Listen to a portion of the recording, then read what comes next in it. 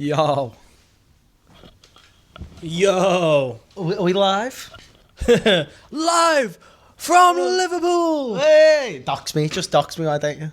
Oh yeah, sorry. Not like my accent gives it away. And also, Liverpool's a big place. Yeah, and also I'm pretty sure in every episode so far we've mentioned Liverpool. Yeah, that's anyway, so true. welcome back to a very obsessed episode of movies that intimidate me. Wasn't our finest effort. No, I was about to say movies to intimidate me. Oh. Didn't work. That could be the sequel Why- to Intimidate to Me. Why is it a very obsessed episode? Because we're talking about We're obsessed. film obsessed. Because we're talking about obsession. Yeah, no, So I thought I can do a little thing at the start of each episode, have a little joke. I see. Yeah, yeah. I could have said a very childish episode. We're but cool. I mean, and we're that cool wouldn't, kids. Yeah. Yeah. What have you been up to? We had fun the other week at the Unite the Kingdom rally. That was good, wasn't it? Don't joke, lad. Don't joke, lad. No. We're woke. This is the podcast where two woke boys talk about woke films. I was gonna come here with an iced matcha to be a bit on brand, but the queue was too long. Right. Yeah. So I thought, fuck it. I'll make an iced coffee myself, and the ice cubes haven't frozen yet. Woke boys don't wait in queues. No. Woke boys just stroll around with their tote bags. No, And I their believe in performative rights curtains. for everyone. For example, Yeah. even babies. I think babies should have rights. So you watch any good movies recently? Yeah, have I watched anything other than the films we're going to watch? We're going to talk about. Oh, I did see one on your Letterboxd, but I think it's going to be included in one of our conversations because I think we both watched Milk and Cereal. Oh yeah, but we'll save that for the obsession talk. Yeah. Other than that, I don't know. I watched Pluribus. Did you finish it? I finished it, Yeah. unlike you. I watched it as it came out, and then the finale came out, and I think it came out on Christmas Eve. I was with my family, so I didn't watch it. It's been like 6 months. So I've just never finished it. Yeah. Yeah. What did you think of the finale? Should I watch it, or is it just more of the same? I wasn't that into it. It is more of the same. And then it sort of ends. I don't think there's going to be another. I was expecting there to be another season. There is. There's another season. Yeah, but because it's Apple TV, it's like Severance. It's going to take years to do. So it's definitely not going to be this year. Isn't Severance coming out next year? I think it's meant to be next year, but like I reckon it's going to get delayed. Can't wait, bro. But like it was 3 years between season 1 and season 2. Was it that long? And you watch season 2 and you go, well, this is somehow even better than the first series. Yeah. So like, if they're going to make something as good as that, I'll happily wait. Yeah, definitely. Gives me time to do a little rewatch. And you watched Frankenstein? No, I watched Dracula. I watched the 1931 Dracula. First 10 minutes were pretty cool. Had some pretty cool production design. In Dracula's castle in Transylvania, you had armadillos living there. They were just roaming about. Oh, what, walking around? Yeah, like where all the rats, you're expecting rats to come out, some armadillos just crawled out at one point. That's cool. Thought that was pretty cool. And then he goes to London, it just gets really boring. He goes to some plays and walks around some streets, and then posh people just talk for an hour, and then it ends. Nice. I've seen this film as well. I can't remember it at all. I also watched Gus Van Sant's film Jerry. You heard of it? No. So, do you know Elephant by Gus Van Sant? That is his film that he made about the Columbine massacre. Yeah, I think I know that. It won the Palme d'Or. So I didn't realise until recently, but that's actually part of a trilogy called the Death Trilogy, and Jerry is the first film in the trilogy. So I really like Elephant, so I was like, you know what, I'm going to give this a go. Really liked it, just very slow paced. It's Matt Damon and Casey Affleck, Oh, cool. and they got lost in the desert and they walk around and they don't really say much, and all the takes go on for like 5 or 10 minutes. Nice. It's great. I think you'd love it. It's very a ghost story. Cool. Not just because of Casey Affleck, but the pacing and the editing and sort of like the very minimal conversations and how, same with Elephant, it's so overly naturalistic that everything feels super understated. But like, even though they're lost, no one ever freaks out, no one ever screams, they all just sort of talk calmly. I thought it was great. Nice. Yeah. Cool. That's good. If anyone's new, we talk about a film that's been intimidating for us for a while, that we've been putting off. And we also talk about a new film. Yes. And so we spin a wheel at the end of every episode, and that's the intimidating film, and then we pick a new release. So this week we're talking about Obsession by Cory Barker. And I don't know why I did that. I've got a tickle, which will be a sort of third member of the crew. So excited for their opinion on Kids. Yeah. And Kids by Larry Clark. Yeah, written by Harmony Korine, who's most well known for being a director, directing Spring Breakers and Gummo. Have you seen his new film? No, which one? Baby Invasion. Oh, I've seen stills. Yeah, I watched the trailer for it. It looks mad, but people love it. Really? But like, I was expecting to like go on and see like it's just rubbish. Yeah. But like, people are like, this is incredible. And I was watching a trailer like, this looks mad, but... Should we watch it tonight? Yeah. Oh, okay. It looks like insane. It looks like AI generated though. Is it? Like it looks... Yeah, I think so. I don't understand. I couldn't work it out, but I wanted to watch it, so I didn't look into it too much more. It's also really warm, so I feel like it's probably the hottest day of the year so far. It's been hot all week, and when we record, we can't open the doors and windows, and we can't have fans on because it's really loud. Because I live on a main road, so we're just gonna melt. Yeah. So apologies for any shiny foreheads that develop throughout the episode. It's not been as bad today. I think yesterday was the hottest May day ever recorded. Oh, mental. That's horrible. Yeah. That's not just like... And the day before was the hottest then, and then it beat it yesterday. It's crazy. It's quite depressing, really, isn't it? So, okay, as of last week... The way we decided last week, and I thought it worked quite well, so I think we should do this again when we talk about the films, is we should predict what each other thought about the films. Yeah. So... Can I guess for you first? Yeah. So that you have to guess my opinion on Kids before I guess yours. Brilliant, yeah. Great. Wait, no, aren't we doing Obsession first? Yeah, but then Yeah.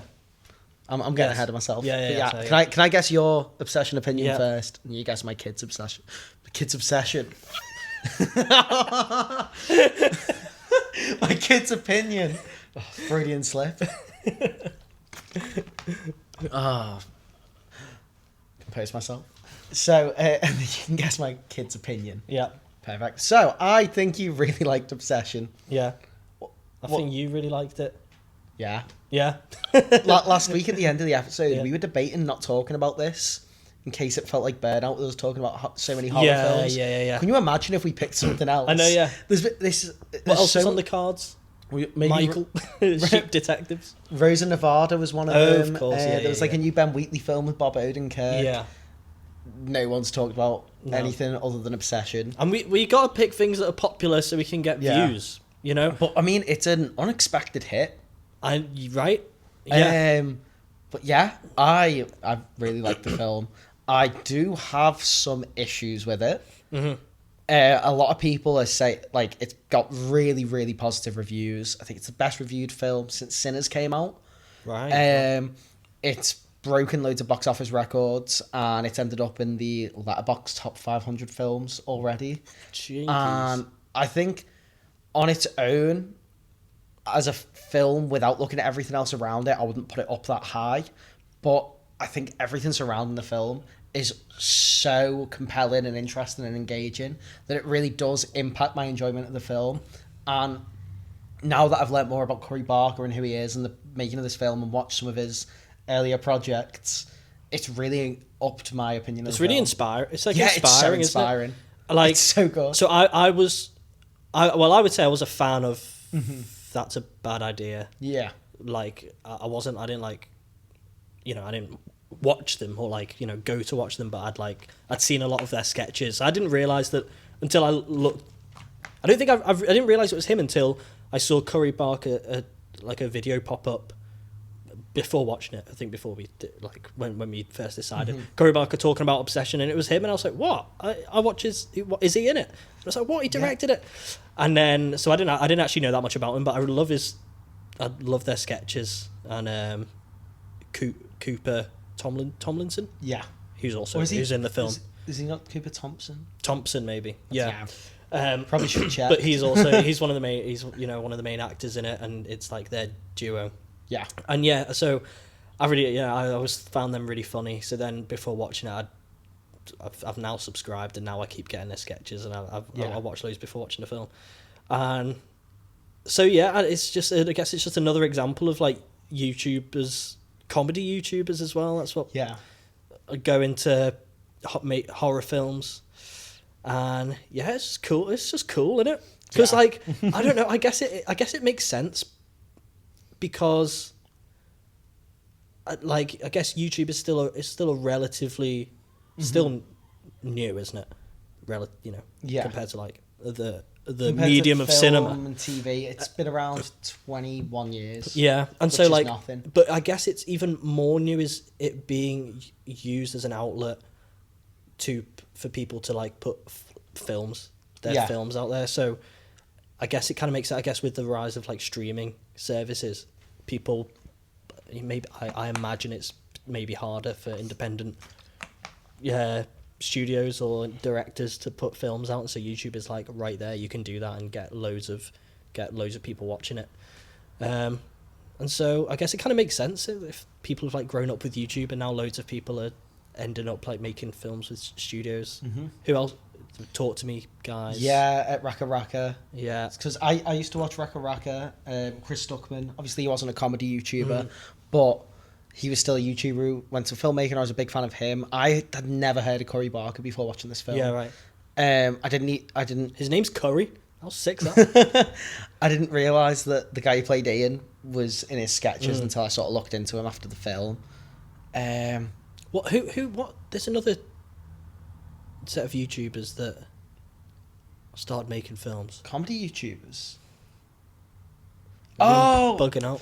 I know what he called. Did Weapons and Barbarian. Yeah, Barbarian. Yeah. What's his name?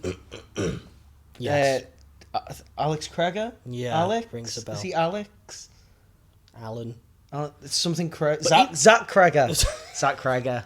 It wasn't Alex. It wasn't Alex. But also, actually, in a way, Jordan Peele. I mean, not YouTube, but he's gone from comedy sketches to horror. And I do think with the whole thing of comedy into horror, the reason it works so well is I think both genres are so dependent on being emotive. More so than say, like a drama or a sci-fi or something like that. It's very strong in the moment, harsh emotions, and for both comedy and horror, the filmmaking can be not as good and like little things can be off. But if it's scary or if it's funny, it works. Yeah. And it can be as well shot and well acted as possible. But if it's not scary and it's not funny, it doesn't work. Yeah, in their genres, so you have to be a certain type of filmmaker, I think, in order to master those art forms. And I think there's a lot of DNA, even though it might not initially seem it, because fear and laughter are polar opposite emotions that really link horror and comedy. And I think that's why a lot of people are making the jump between the two. Yeah. I was watching an interview with Curry Barker, and he basically said that. Yeah, he was saying like it's so much about like when you're trying to make people laugh, you're trying to get a reaction. And there's like a punchline, and it's similar to with horror. There's kind of it builds up, and there's a scare, which is kind of the punchline. So it's similar writing, I suppose, isn't it? Mm-hmm. But yeah, I think it's really cool. And like as a big fan of, I love horror, and I love like thinking about. And now after we film this video, guys, we are gonna start writing a horror film. So it's been very inspiring for us. I think going away and also looking into his past and kind of how he's got this film about. He made like a no budget feature film that was found footage and just uploaded it to YouTube. He's made a lot of horror shorts that have ended up on YouTube, and it's through those avenues that he sort of got the funding for Obsession, which then led to it. I think also the budget of this film is $750K. Does not look it. I would have guessed about $5 million. It looks incredible. It looks insane. But when I saw that, it makes sense because there's not many sets. Mm-hmm. I think they cut down in those areas, which is really good because like they were able to make it look really good. And he edits it, and he does the score, right? Oh, really? Yeah. Okay. I'm pretty sure he did this. I know he did this. I know he scores the short films Yeah, he I does. think But I know he's the editor.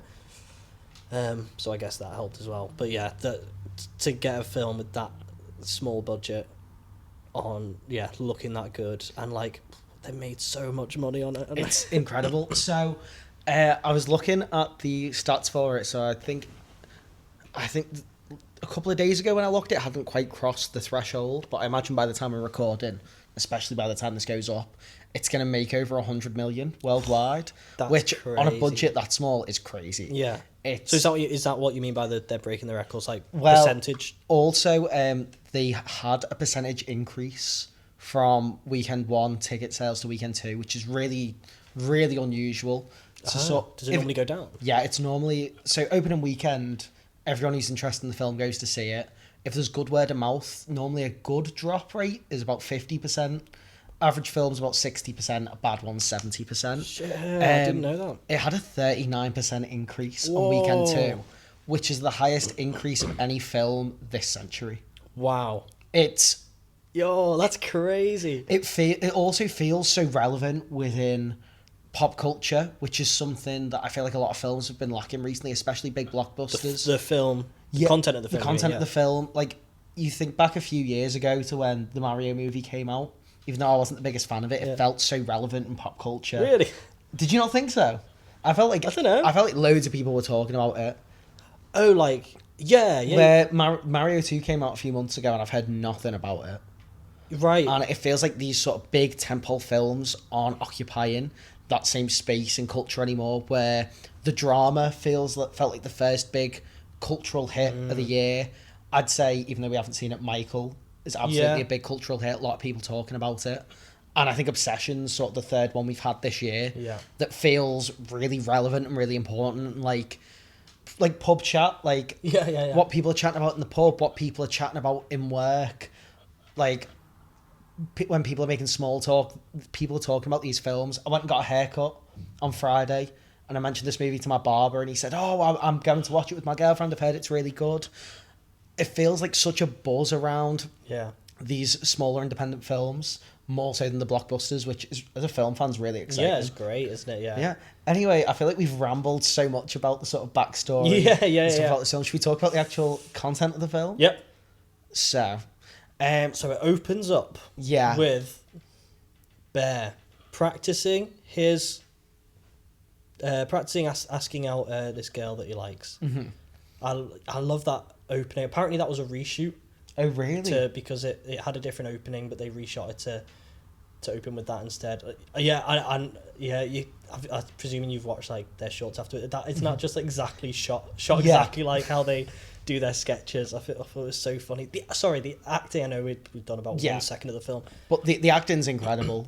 Like Indy Aferetti, who plays Nikki, who's the girl who becomes obsessed after the wish.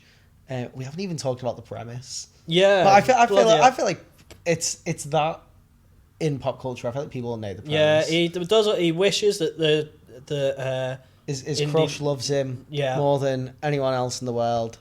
And then she does. I think her performance is like incredible. Like, it feels very much like, okay, this is your next A-list movie star. Felt very reminiscent, not performance wise, but sort of like an unknown in this breakout horror film that's going to go on to do big things.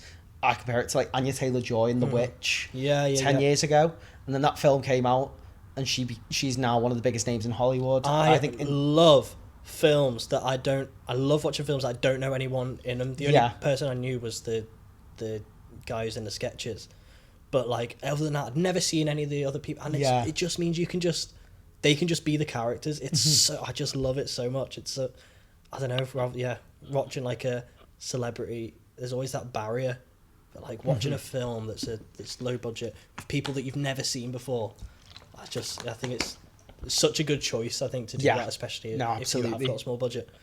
And like the guy who plays Bear, incredible, so good. He's obviously got the less flashy performance. But if any of the main 4 actors, if any of their performances were weak, the entire film would fall apart. It relies so heavily on them and their performances. Even the two friends who aren't in it as much, they're still incredibly important to making it work and believable.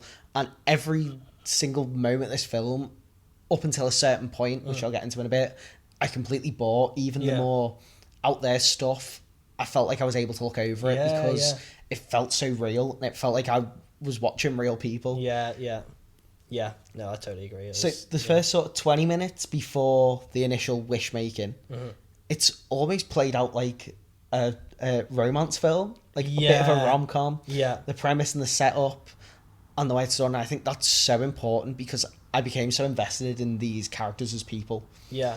Well, that's interesting because I think we've talked about this before, haven't we? Like, about what makes what we find really enjoyable about a really good horror film, and you come out of a really good. It's like, would you if the film didn't have all the horror? Like, would you still watch how that film plays out? Absolutely. And yeah, because like we were talking about that with Sinners. Yeah. Like that, the opening for that. Oh, I much prefer the first hour of Sinners to the second hour. The first hour is such a good drama. Yeah. And then I do enjoy the vampire stuff, but I do think, part of me thinks, I'd love to see how that would play out as a drama. Yeah, just go to the party. Yeah. Just have a great time. Yeah. And yeah, same with this. Like, get like literally within that first 20 minutes, like I think I knew the characters really well. Yeah. And it was... the performances were so good that I was you just invested, and I wasn't waiting for for what's going to kick in. I kind of forgot. I wasn't like, oh, where's this going? Comparing it to say like Hokum that we watched last time we recorded, that very much felt like a film. Like, okay, when are they going to get to the witch? When are they going to get to the horror? This, I really enjoyed it taking its time, and it was such a meticulous film. It really took its time to build things up. Nothing felt rushed. I've seen some people complain about the pacing in the middle, but I love the slow pace of the film. About the slowness of the pace? Yeah. And they said, I've seen people complain that they found the middle section repetitive. But this first 20 minutes, I was really invested in these characters, and especially I was really rooting for Bear. Yeah. And I know, right? As it goes on, sort of his likability does go down. But those first 20 minutes... Also, I want to ask your opinion on this. Do you think she liked him back? Yeah, I think so. Well, I think that's what... She so likes him. Yeah. I think it's so obvious, and that's sort of the frustrating that's the worst bit, because yeah. if he'd have just... I mean, that's that. Yeah, I guess that adds to like the human horror. Yeah. In like, I guess like the horror of the implications of his actions. I suppose it's like if he didn't have to do that. If he'd have just been normal and asked her out normal, like, oh, she would have said yeah. And they clearly got on. The thing is, as well, it's so frustrating. Yeah. There's a point where she literally says to him, Do you like me? She wouldn't say that if she didn't like him back. Yeah. She would avoid the question. Mm-hmm. She clearly likes him. She's lingering around the car. She's like making a big deal. Come on, just do it, bro. It's so annoying. So I found that really frustrating. Yeah, but that really adds to like to just how bad it is, because he just didn't have to. Yeah. And I guess he didn't really know how much did you know about did you know the plot? So the reason I wanted to say it is I saw have you seen any like the teaser trailers since? Yeah, I've seen is there one where it's the scene where he's in the car on the phone? I saw that before, I think, Mother Mary, and I was like, that's the best teaser trailer that I've seen in a long time. And it's essentially the scene about halfway through the film where Bear phones up the helpline and says, like, is there a way to reverse the wish? Or he says, is it real? And the guy says, yeah, of course it's real. And he says, no, is her love real? And that was sort of all you see in the teaser trailer. And I thought, this looks really well shot. There wasn't a stupid jump scare at the end of the trailer. It felt really atmospheric, and I'm so invested. I need to see what this film is. Apparently that's one of the reasons why they went with focus features. They pitched like their marketing for it, and it was like, you don't want to say anything about, we don't want to give too much away. So I wonder if that's their input.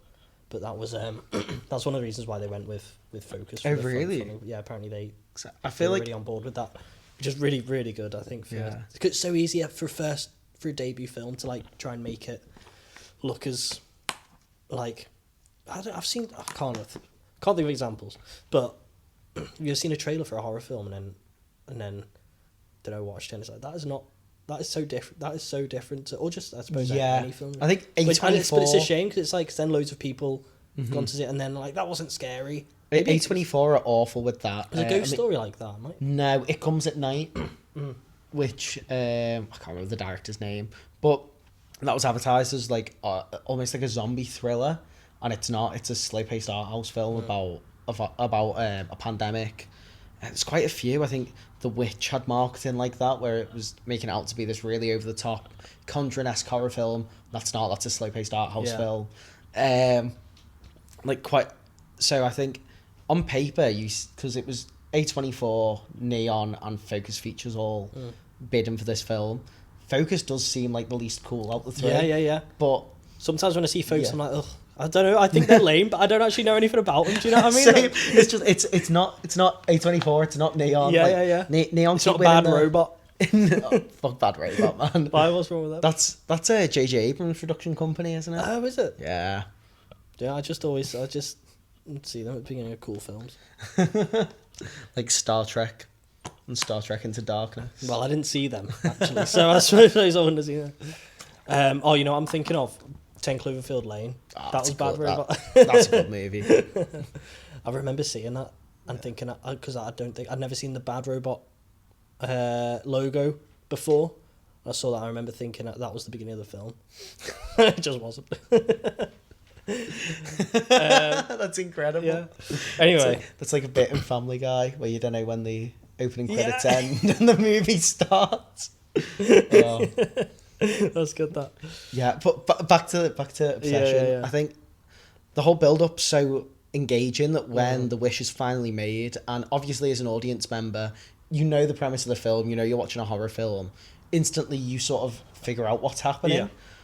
But as soon as it starts, I feel like you feel such a heightened sense of tension because you're so invested in these people. Yeah. Like when she starts acting weird. Yeah. And the performance was so, and I suppose like the Kurosawa's directing and choice to like do it like that it was like subtle.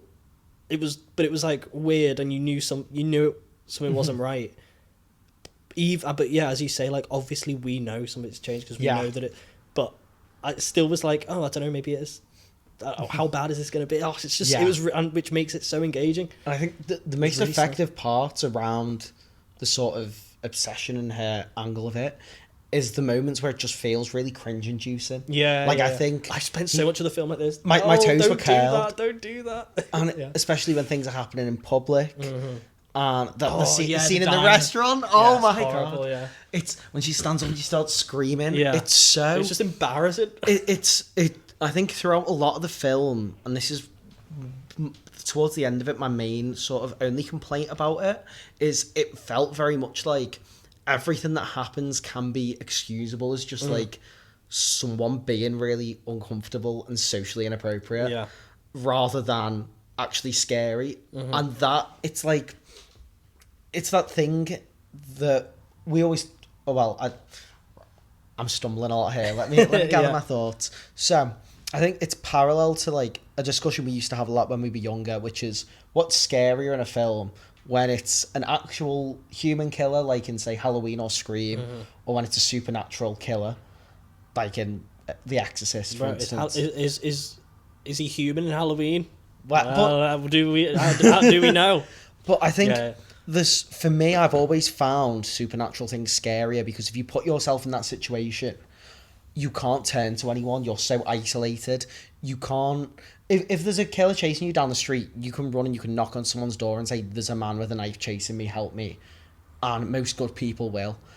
If you're being haunted by a demon and you go and speak to someone about it, you're getting psychiatric help. And I think that adds a layer of believability to the character's actions that I think is what really drives this film, because the main character Bear, when things do start to get weird, it barely ever crosses a threshold for about the first 2/3 of the film that would be actually concerning. The things she does are just socially weird, and even if you to explain them to someone, they'd be like, that is weird, but she's probably having a breakdown, she's probably having a mental health episode.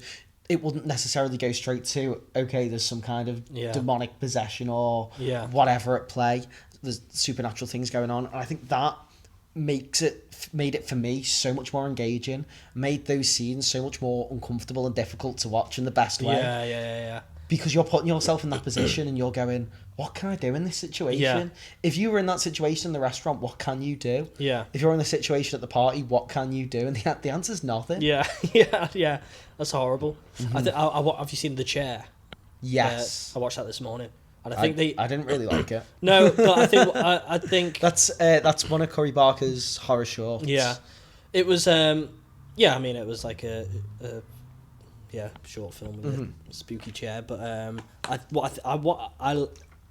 he touched on like that aspect of it quite well in that film. I think like how he was like, no, you have to believe, because I think that's something that kind of grates on me sometimes in horror films where people are like in that position and they're, well, I really hate when people don't believe them, because it's like, guys, come on, if you really loved it, especially if it's like their wife or husband or something, it's like, if you actually loved them, but you just would believe them.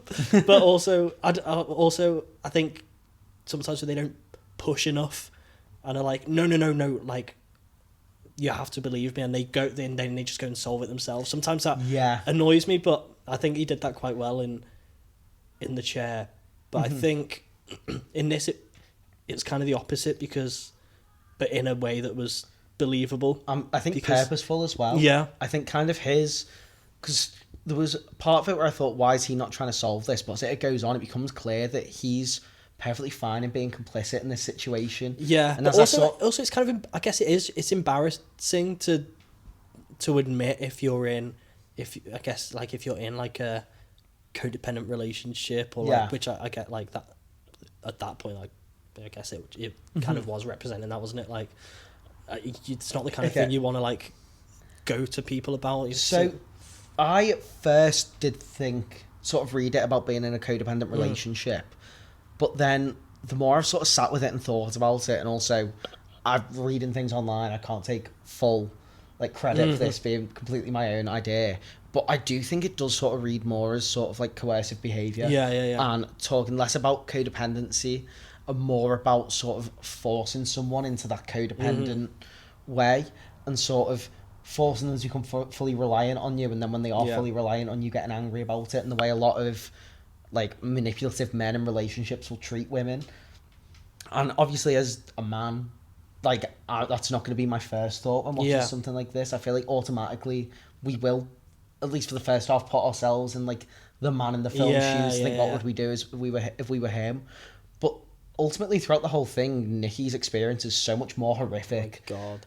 Like especially when you find out what's happening to her, and that scene in the car, it's horrible. And like I think as well, he doesn't really try and fix the wish. No. He tries to make that situation work. Yeah. And like, rather than be, well, I know he does eventually, right? Just say like that he wants to reverse the wish, but like as a last resort, like initially he's like, no, I can make this work. Like she loves me more than anyone. Like, even though this is like clearly awful, we'll make it work. Just, oh God, it's horrible. And then of course, you've realised that she is actually in there, and who he's interacting with is not her, and she's in there like trapped, basically.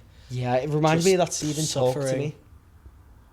Remember when you sort of get a glimpse of what the kid who's being possessed, what he's experiencing. But in both films it's just this really small glimpse. Yeah. But it's enough. Yeah. Any more detail would ruin it. Yeah. It's just enough to go, this is horrific. It's a perfect point as well. I guess up to that point it kind of feels like she's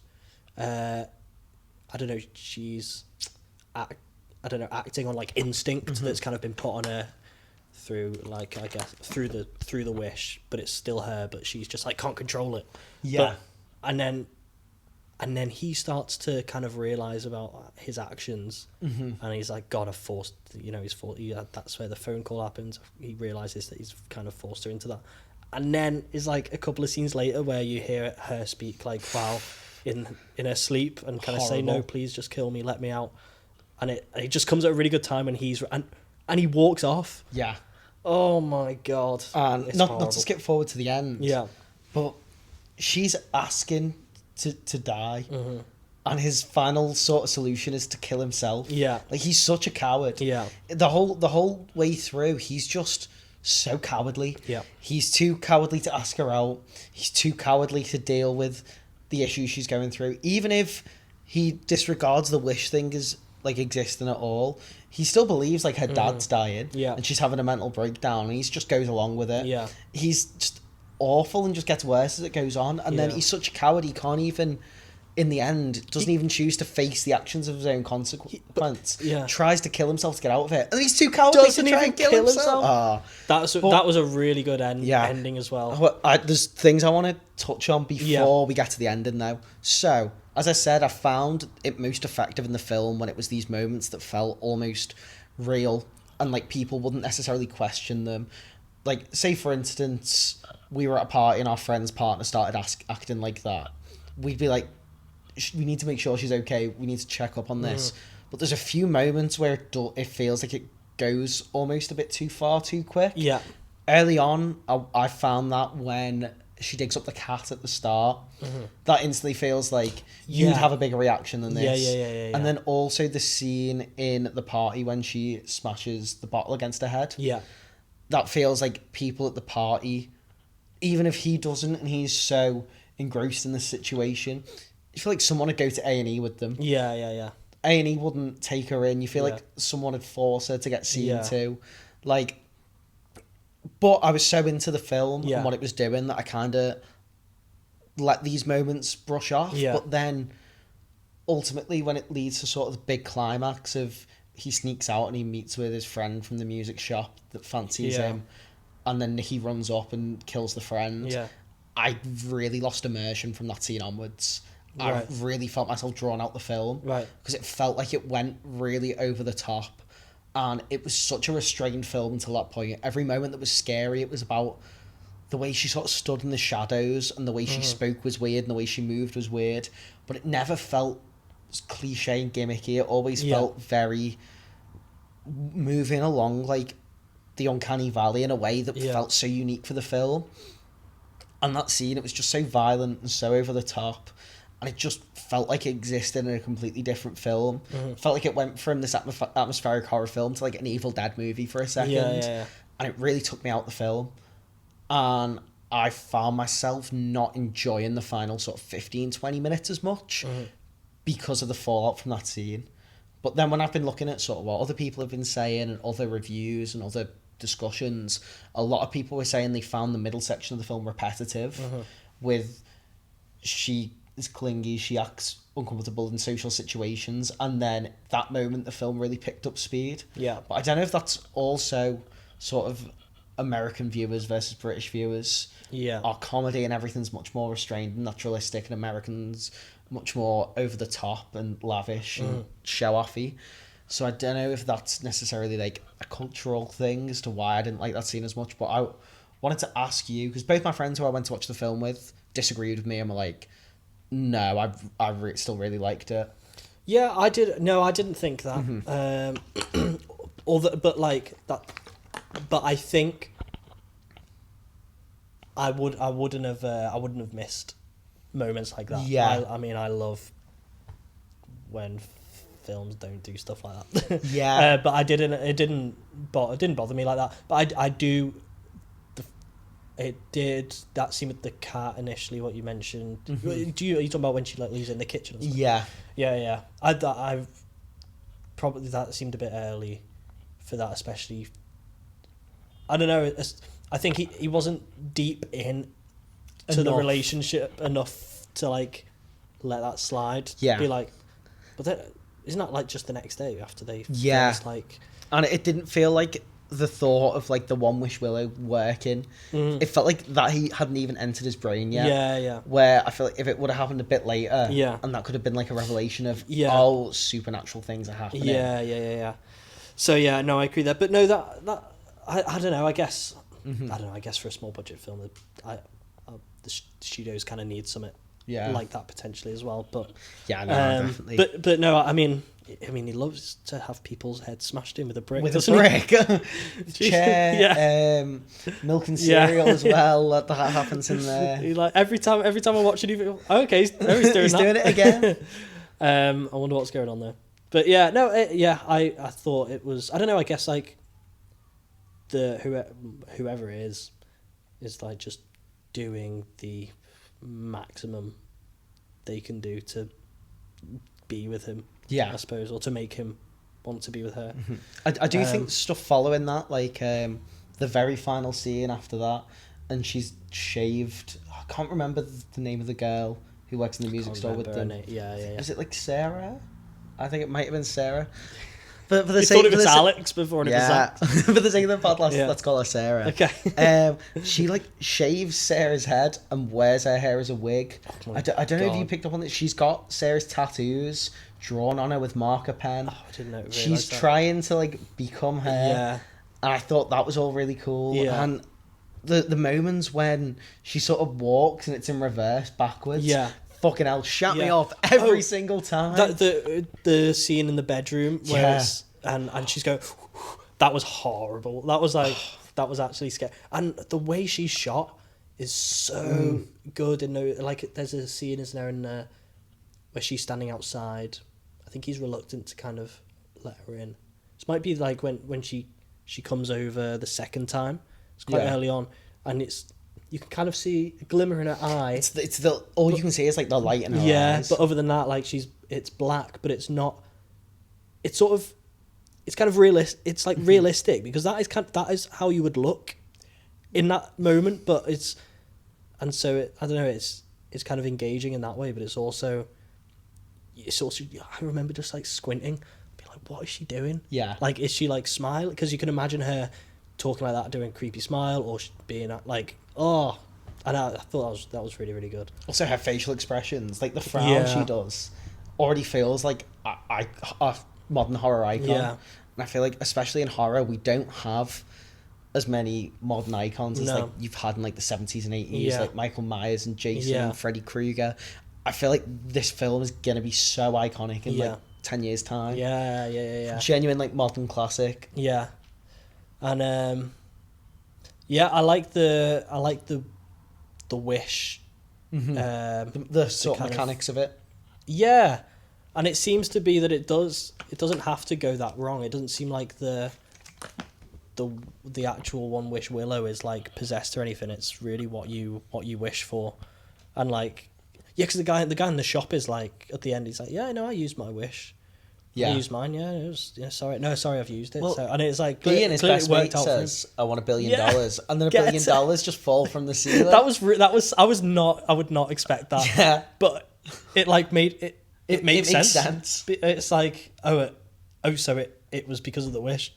it's so good. And like, nothing about that backfired. He just got shot by Thingy, Nikki. Yeah.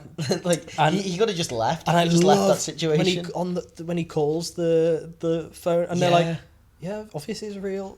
I really loved all that. I thought that was like, it was, I don't know, it was funny, and it was, I don't know, it was kind of silly, but it took itself really so seriously. Yeah. Like my favorite kind of film is these outlandish, crazy ideas, but treat themselves as serious as like Citizen Kane. Yeah. I think something like that, it's so brilliant. Yeah. Like I hate bathos is the term when it's sort of tensions broke by pointing out how silly a situation is. Like Marvel's really bad for it, and I do really like Marvel movies. They're big. I wouldn't say guilty pleasure, but sort of like something that I enjoyed. What do you mean? What's like an example of them? Oh, Like pointing it out. As in, sort of like going like, well, that just happened. Yeah, okay, like that yeah. kind of. Yeah, because like the dialogue Marvel's famous for. Yeah. Like when the $1 billion falls from the ceiling, Yeah, he's like, it's played straight. He's like, and he's like, fuck, like because he's used like the wish so because he wants him to use it to like try and reverse what they did, and he says, oh, I want to. And it was played so seriously. Yeah, you're right. Also, isn't really Ian good. like the worst guy ever? His friend. Yeah. He's terrible. Well, maybe not the worst guy ever, considering the actions of Bear in the film. Yeah. But like, I feel like he feels like a very irredeemable character. Yeah, because he's kind of because even when He clearly just likes Nikki. Like that's clearly a big course, part of it. I actually forgot that Like, of course they have history, don't yeah, they? I Yeah, think- he's trying to stop. Also, a big thing of the film, I feel like they're all just jealous of each other. Yeah. Like also a lot of the sort of obsession that comes from Nikki is fueled by jealousy and her feeling like he cares about other people more than her. Mm-hmm. Like the whole film feels to be less about obsession and more about jealousy. Yeah. Which is always like an interesting like subject matter. I mean, Eyes Wide Shut, one of my favorite movies ever, is all about jealousy. So I think instantly I do cling to that like as a thematic through line in films. Yeah. Anything else? What happens at the end? Oh yeah, so he the doesn't. final moments, So he mate. decides that was really good. Apparently, that was his idea, the actor's idea. Oh, really? Michael Johnson, is that his name? That was his idea. He was gonna kill himself. No, he wasn't. That him trying to throw up wasn't in it initially, and then when they were shooting it, he said, "What if I did that?" And that's really good because that's like it's just a whole extra thing that you can't even go through with. It's so brilliant the way it sort of builds up, and it feels almost like the sort of build up and payoff that you get in a short film of like the way in such a short period of time so many different actions pile on top of each other, and then instantly the consequences of each one lead to like the worst possible outcome. Yeah, and like and she's just gonna go to just prison. Woken up. Oh my god, the police are gonna. Yeah, I think best case scenario, she just dies soon. So he Yeah. probably just should have killed her. Yeah. Yeah, that is a really horrifying ending, isn't it? Yeah. To just like kind of linger. But also, it feels a different kind of horrifying than something like Funny Games, for instance, where it finishes and it's horrible and you just feel sick. Yeah. It's this just almost like. The Vanishing. The Vanishing's another one that's horrible. Like it feels like dark and twisted, almost like you're smirking because it's just so evil. Yeah. That it's almost comedic of how horrific this situation that this character's been put in is, and how the worst case scenarios happened for them in such a sort of convoluted way. Yeah. Yeah. I think we liked it. Yeah, I think we really liked it. Should we do a little bit on Milk and Cereal as well? Oh yeah. Did you like that? Yeah, I liked Yeah. it. I didn't think it was incredible, but I think No, I mean it's... for what it, I hate this phrase, but like for what it was, Yeah. I thought for the restraints that they had, and what they were aiming for, and what they did, I really liked it. I thought there were elements of it creatively that I wasn't really a big fan of. I thought a lot of the serial killer stuff was a bit goofy. Yeah. But the whole dynamic of, also I feel like this is obsession we could talk about without necessarily giving a plot breakdown, because it's so in the zeitgeist, and any of our friends who like watch this will know what obsession is. I feel like no one knows what Milk and Cereal is, so should we give a little breakdown? Yeah, there's 4 young people, and they live in like this a prank YouTuber house. I thought that was so funny. YouTube houses or like content houses are so funny to me. I mean, this wasn't and nothing like what they really are, I suppose. They're all like, they run a prank channel together, and then Curry Barker, his character, sort of, I suppose, just takes it really, really far, and it is kind of keen on being a serial killer, and uses the pranks to to fulfill that. Yeah, pretty much. It's found footage, so it's like it's a big vlog. I love that so much. It's so great, and the film was uploaded to YouTube. Yeah. And it feels so at home. You know what? I kept getting adverts. I got 4 mid-roll I got ads. so many adverts. But then I thought, but I guess it is meant to be. It's the film is a YouTube video, so actually it kind of makes sense. It was really I don't know if they did that on purpose. But then the worst thing for that with adverts is like when you're listening to like a festival set. Like whenever I go to the gym, I always put on like quite like heavy band, like a punk band's festival set, and then you'll be halfway through a song, and it'll just kick into an ad, and I'll be like in the groove. Yeah. Or just throw me off. You ever listening to something while like washing your dishes or something, and your fingers are wet. And you're like, try to press skip, or you use your pinky because for some reason that's always the driest finger, and then but then it's like you got a soap on it or whatever, and then it's touching other bits of the phone, and it starts skipping forward and then skipping back, and then the fucking viewfinder bar at the bottom flies forward, and you lose where you're up to. Yeah. So annoying. I'm glad it's not just me. Yeah, we need YouTube Premium. Yeah, but that's like £12 a month. I'm never gonna pay that much. I think it's 16. You know. I'm just not gonna pay that much. My mate came round and we were watching YouTube. He went, "Why don't you have YouTube Premium?" I went, "I could get so much of that. I pay for a pass to the Odeon. That's £17 a month. Yeah. I can go to the cinema literally whenever I want for that price. I'll sit through a 30-second ad. It's fine. It's okay." I've got another. Sorry, going back to this is awful. Going back to Obsession, I forgot I had a funny thing I wanted to say. So remember, not last time we recorded, the time before, I told a funny anecdote about my friend who always pees at really inconvenient times in films. Yeah. Well, I went with him to watch Obsession. Oh, of course. Also he's and he missed the main bit. And he's a listener, so he's. Shout out Adam. Yeah. He went to pee at the party scene and came back in. Oh, he's a listener of the podcast. Sorry, I thought you meant as like a character trait. Oh no, he's a real listener. No, he's a listener of the podcast. I got you. And yeah, he went to the toilet while they were at the party. Missed her smashing her head in with the bottle. Came back in and went, "Why is there blood on her face?" And I was like, "I'll tell you after, mate."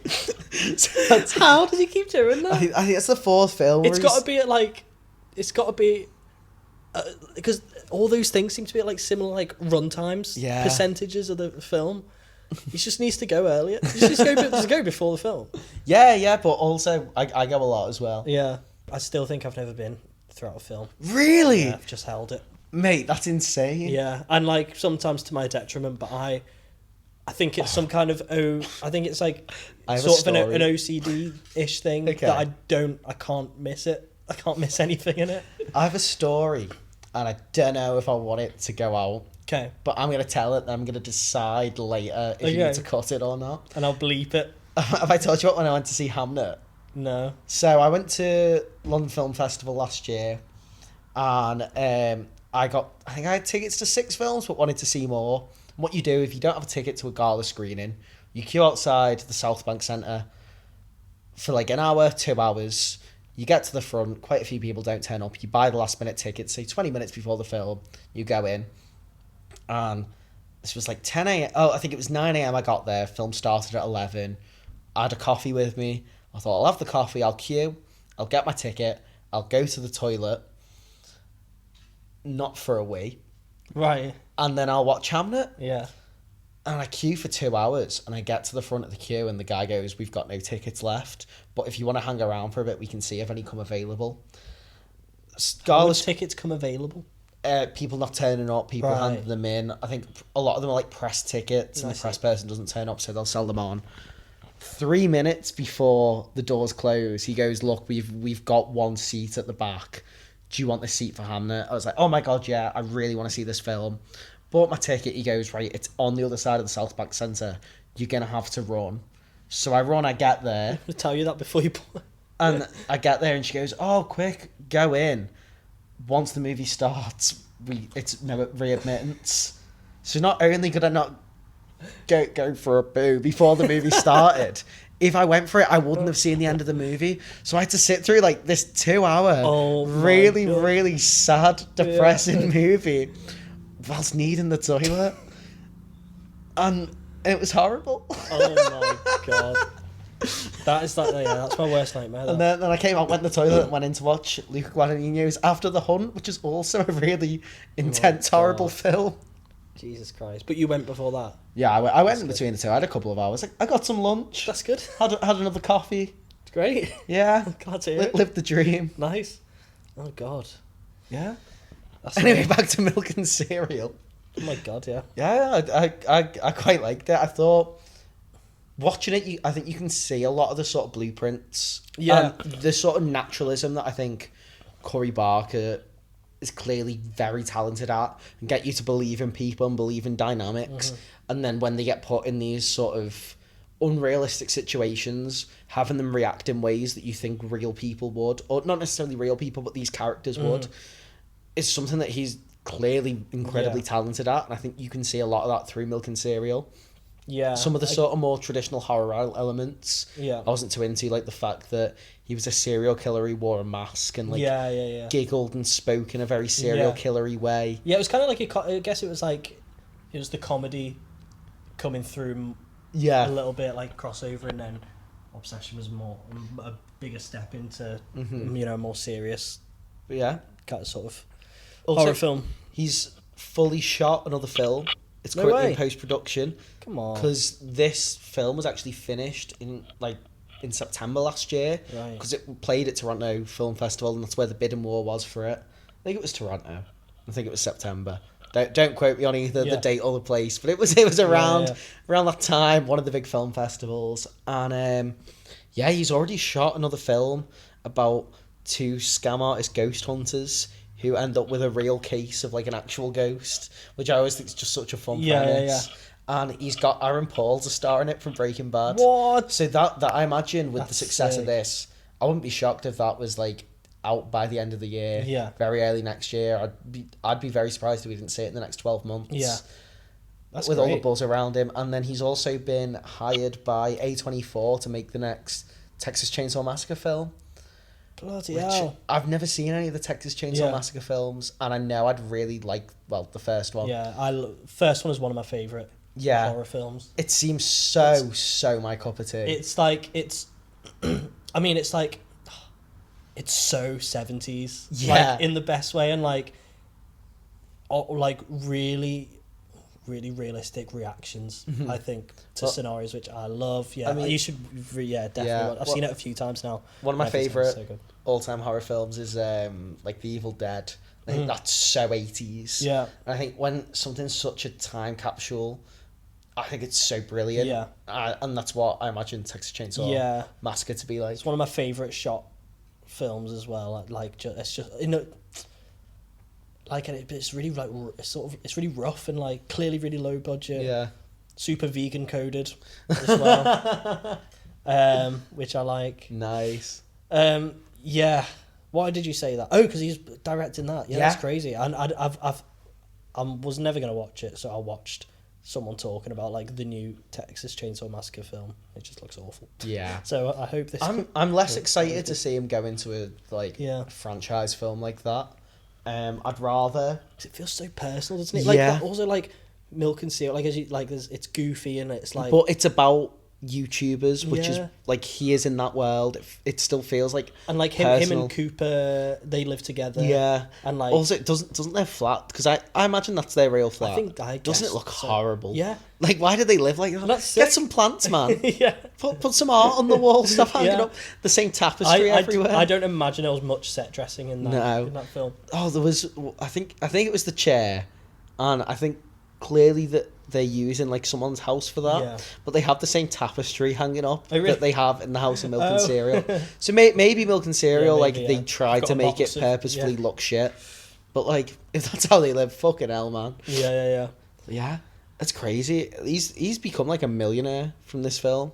He was like making no budget films for YouTube, and now he's a millionaire. That's crazy. Yeah. That's really good. Wow. I mean, Yeah, I think really happy for them. very big career ahead for Corey Barker. Very big career ahead for Indy Navarrete. Yeah. And good for them. Good luck to them. We're next. We're coming for you. Yeah, do you want to know something horrible? Go on. Guess what year Indy Navarrete was born? 2001. Same age as us. And we're just sat here. And we're sat on my couch. Bloody hell. I'm in a fucking John Lennon polo top talking about how good a movie What's is. going on with that? I went to Ben Sherman with my dad. Wait, it's from a shop. It's from not a like, shop. It's not merch. It's not merch. I was with my dad, and I assumed it was like. we went into the Ben Sherman in the Cheshire Oaks outlet. I think it was like £8, and he went, "Oh, you like the Beatles? Do you want that? I'll buy it for you. It's like a treat." I went, "Oh yeah, thanks." And he bought it for me, and I wear it sometimes. There's the story. Nice rock and roll. Sometimes if I'm going out for a meal with my family, and I don't want to just wear a t-shirt, but I feel like a full shirt might be a bit much. Yeah. Does he have a Ben Sherman brand deal or something? Or Does he? I thought, Yeah. I thought you were gonna say, does it have Ben Sherman branding? No, I was no. gonna, yeah, on the arm. No, he just really likes Ben Sherman. What does it? What? Yeah. John Lennon. Oh, but I thought you meant my dad. Oh, good. I mean, good for Mike, but No, he's dead. He's been dead for 40 years, Well, mate. I don't know. I don't think he's got a personal brand deal from beyond the grave. I don't know. Yoko Ono could be meddling. I'm guessing his like estate's getting money for this. I'm guessing it's not just they've stolen like his name to put on a polo top. Could be anyone called John Lennon. To Yeah. be fair, anyone could be called that. I mean, it might be a Rock and roll. coincidence, but it also looks quite like Yeah, it Cabin does, Club doesn't it? vibes. Obviously. So yeah. Obsession. Would you watch it again? Oh, I'm going to. I mean, because I've got the cinema pass, I was considering just going to watch it again in the cinema. Yeah. Just because great You should time. do it. Yeah. Find a mate who hasn't seen it and take them. Cool. Yeah, Yeah. I would too. I thought it was brilliant. Yeah. Good for them. Corey Barker's a little bit older than us, so it's fine.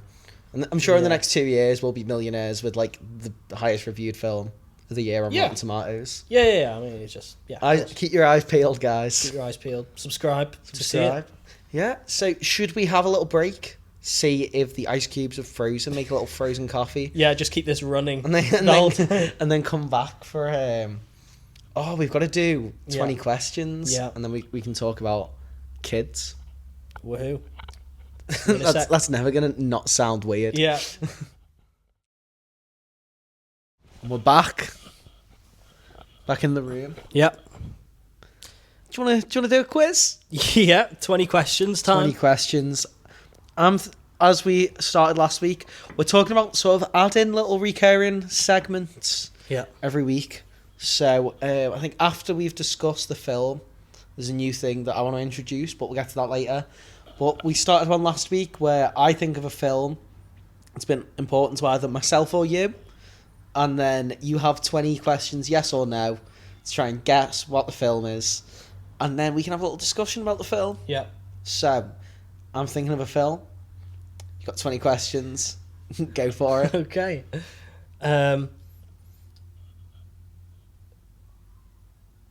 What do I ask? Is this a film? I like to start with this one. Is this a film that we saw together? No. Oh, is this a film that is popular amongst the general public? I'd go yes. This is a film that was rated highly by critics, let's say above 70%. Yeah. Okay. Is this film a sort of a action film? No. Oh, I forgot. I meant to keep count. Yeah. That's bad. Is this film what the flip is that? I think my neighbours might be drilling into their wall. We'll just go closer up. Closer. Is this film have we both seen this film? Yes. Is this film post 2010? No. Is this film from the 20th century? No. That's the thing about the 20th century was I there. know. Is this film from the 21st century? Yes. That was a stupid question. I'm not picking a film from 1899, am I? That's a great point.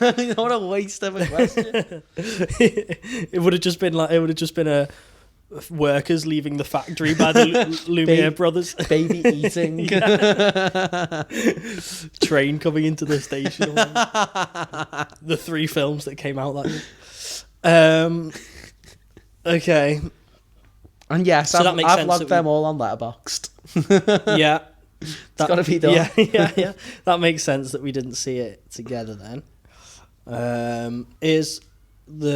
Do we like the film? Yes. I'm gonna let you know you've had 9 questions. So bad at this, bro. Is the film directed by a director No, that's a bad question. Directed by a director that people, just like normal people, would know. I'd go on the fringe. I'd Okay. go somewhere between. Mm-hmm. Like, you could argue yes, you could argue no. Yeah. I'd lean more towards yes. Yeah. Okay. But like, it's not like a Quentin Tarantino Steven Spielberg household name. Got you. But it's not like someone obscure like a David Lowery that Got we you. like. Somewhere Mm-hmm. in the middle. Is it a horror film? No. It's not a good question to ask, is it? I can't narrow it down like that. How do you know? There's like billions of films. Yeah, so you ask one that applies to like half of films. You narrow it down that way. You gotta think like a mathematician on this, George. I'm not a mathematician. You've done math. You did maths at uni. That's not fair. Is the film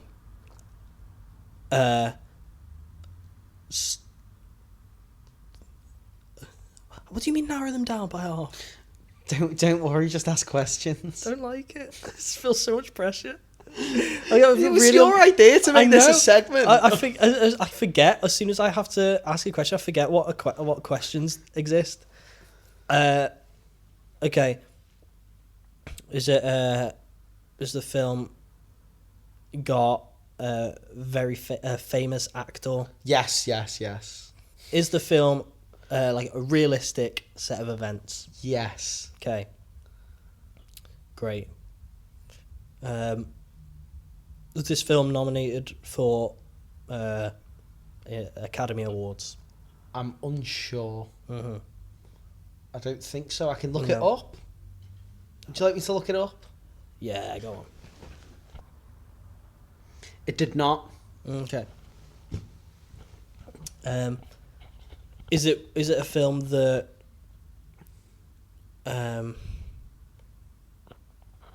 we is it a film you told me to watch and then I watched it? No. Whoa. I will say, if you want to get it in 20 questions, we'll keep going until you get it, but you've got 5 questions to get it in 20 questions. Is the one I told you to watch? Yeah.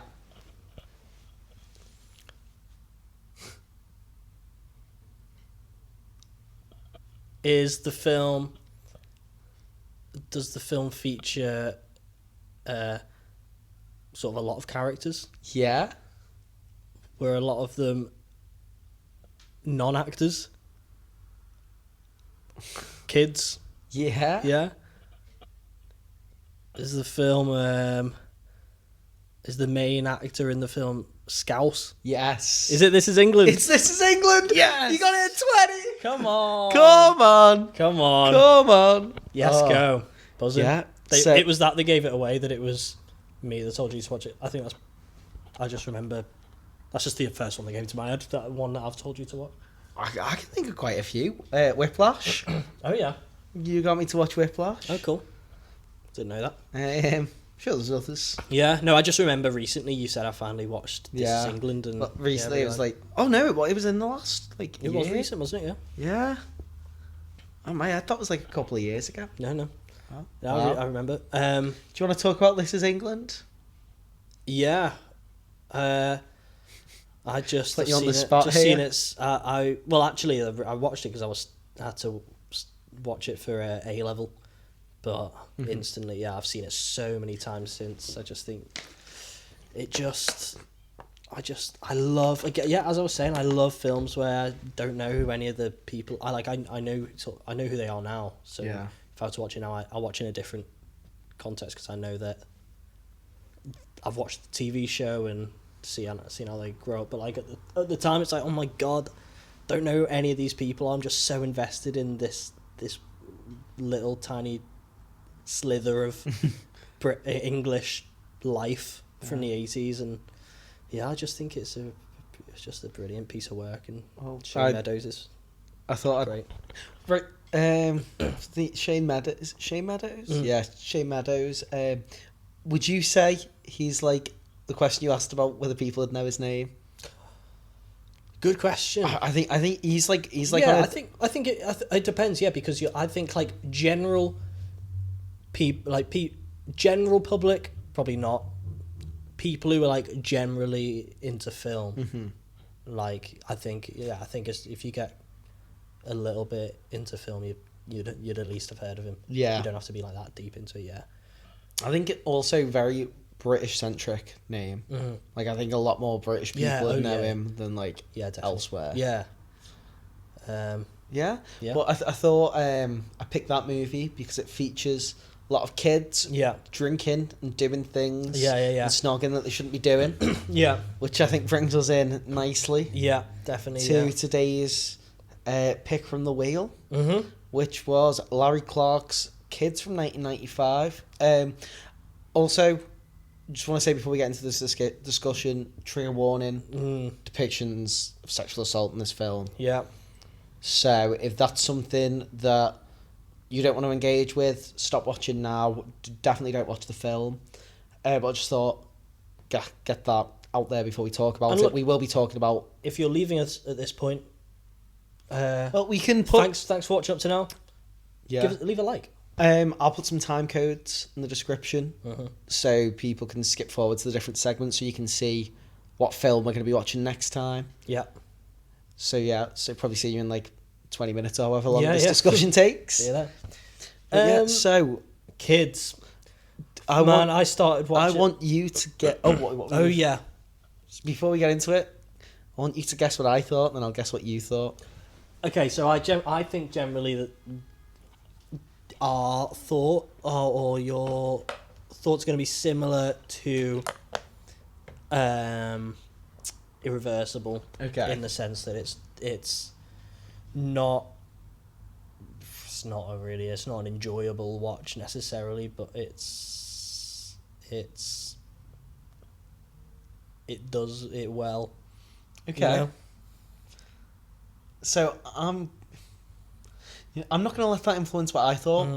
I'm going to guess you didn't like it. I'm going to guess you weren't a fan of the film, and that you didn't find it sort of redeeming enough to depict what it depicted, which is something that I know we discussed a lot with Irreversible, whether it had enough artistic merit to show what it showed, and I think you might think that this film didn't. Is that what you thought? Is yours what you thought? Yeah. Because that's kind of what I think. But I'm going to... As in what you just said about me? Yeah. Is what you think? Yeah. Yeah, because what I said about you is what I thought. Maybe we should scrap this segment. Maybe we're just going to say what we think. But also, I don't know if it's necessarily what I think. I've really struggled with this film. I've really struggled to have an opinion on it.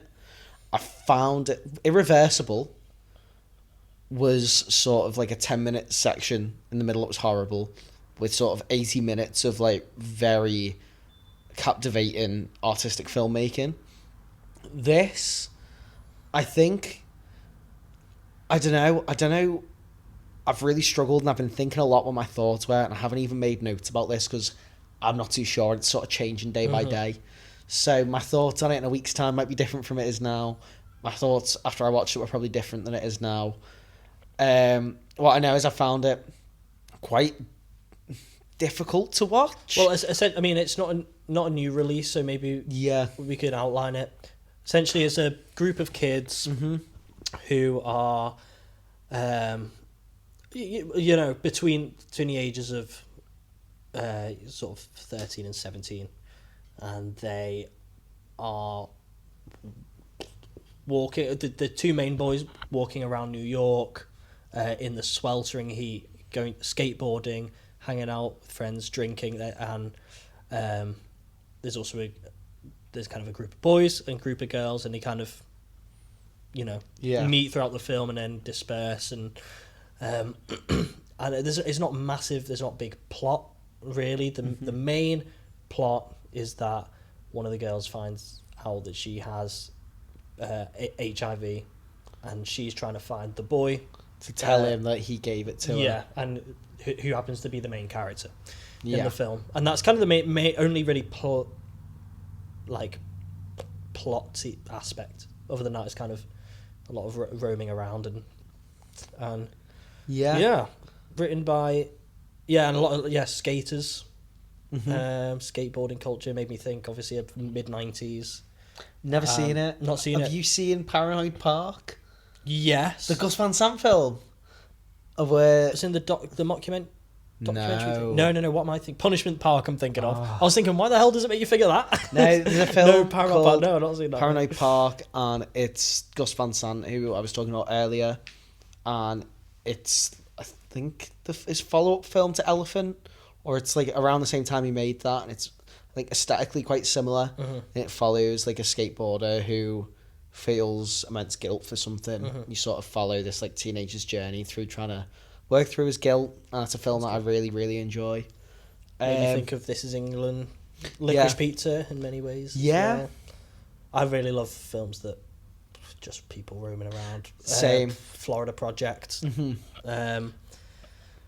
And what was to say? Yeah, explain it. Yeah, so there's not too much of a plot in that sense. That's basically a lot of what the film is. Yeah, and I think aesthetically, the way it was shot and kind of the way they tried to capture this felt very reminiscent of like 90s skateboard magazines, or at least what I've seen from them, considering I wasn't born at the time. Sort of the nostalgic view of skateboarding now and the way that culture sort of depicted as like a bygone era. It felt very relevant to that. It felt very lived in that. But a lot of sort of the language and the way it was depicted, I didn't necessarily find it offensive or upsetting in such a way, but I don't know if I ever felt it necessary in the way that, going back to Irreversible, speaking to you about that scene in Irreversible and kind of the director's intentions, it felt like there was importance behind it, where Harmony Korine was only 18 when he wrote this film. And it does feel like an edgy 18-year-old, a lot of the time being edgy for edgy's sake. And I don't know if I necessarily needed to see 10-minute scenes of underage like teenagers talking about having sex with each other and how much they love sex and what sex feels like. I felt like at a certain point I kind of got it. I got what it was going for. And it felt very shock value for the sake of shock value. But then sort of looking into it more, it came out in 1995, and this kind of depiction of like realistic, like what kids were up to. Like obviously you didn't have Skins, you didn't have Euphoria, you didn't have these modern cultural touchstones that depict teenage troubles. This was sort of the breakthrough, and it became a big hit because it was so unlike the other teen films of the time. But I still struggled throughout with whether I found what I was watching actually artistically saying something. And obviously it's about what happens when you leave these kids alone, when they don't have parental supervision. It's a lot about the AIDS epidemic, but I don't know if I found it meaningful or just shocking and upsetting. And that's something I'm really flip-flopping between. And I had a very big emotional reaction to especially the end of the film. But I don't know if a lot of what happens in the film is necessarily justified. And that's sort of where I'm sat with the film. So I feel like you liked it a lot. Yeah. Well, not liked it, but you appreciated it more than I did. It worked. And a lot of it has come from just, like, I guess, looking into it. And because, obviously, I'm not, obviously wasn't a part of scene like that or anything, so I don't know anything about it. But I like to sometimes dress like I was, even though I can't like get on a skateboard. Like look at these fucking baggy jorts, 3/4. But like I can't ride a skateboard. I've got no coordination. Like, I can't remember who it was, but there was someone being interviewed from like that like scene from back in the day. And they said, back in the day when people used to actually skateboard and not just wear the clothes and sit in their room. And that's I was like, oh, I feel called out there. Yeah, That is me. That's so true. Yeah, no, I had similar feelings. I only watched it yesterday, so it's quite fresh. Okay, I watched it like Yeah, not long after we filmed, so close to 2 weeks ago. yeah. And so I had similar feelings to you, but I've started leaning more towards the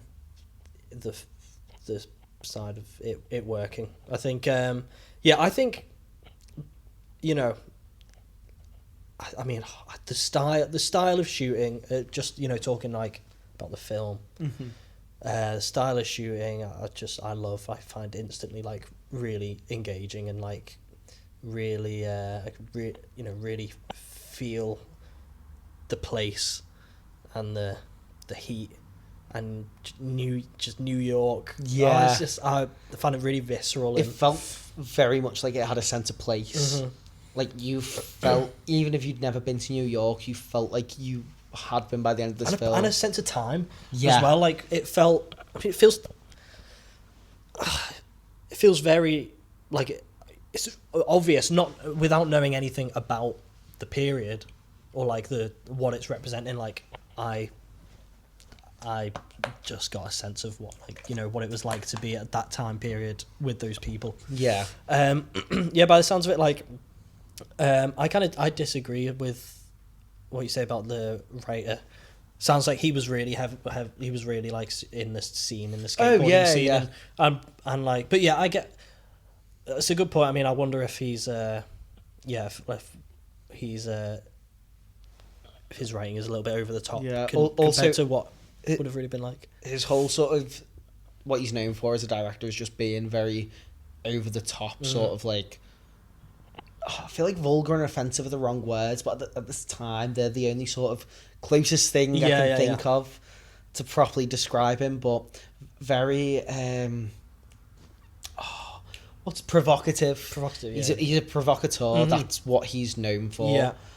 And there is a lot of debate around his films whether he is just provocative for the sake of provocative, whether he actually has merit with what he's doing. Yeah. The only other film from Harmony Korine that I've seen is Spring Breakers. I really liked it.